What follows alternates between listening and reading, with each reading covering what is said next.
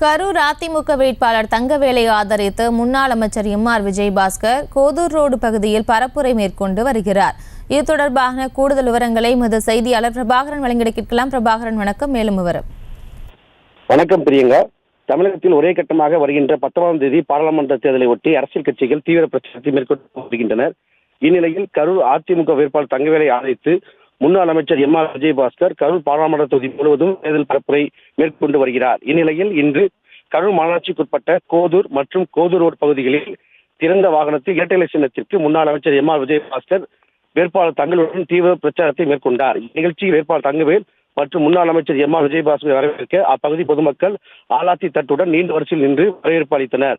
தொடர்ந்து பேசிய முன்னாள் அமைச்சர் எம்.ஆர். விஜயபாஸ்கர் கடந்த அதிமுக ஆட்சிக்கு கொண்டு வரப்பட்ட பல்வேறு நலத்திட்டங்களை தற்போது திமுக அரசு முடக்கியுள்ளது என தேர்தல் பரப்புரையில் பிரச்சாரம் மேற்கொண்டார்.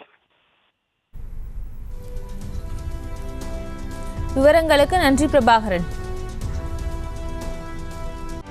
செய்திகளை உடனுக்குடனும் துல்லியமாகவும் தெரிந்து கொள்ள சப்ஸ்கிரைப் பண்ணுங்க.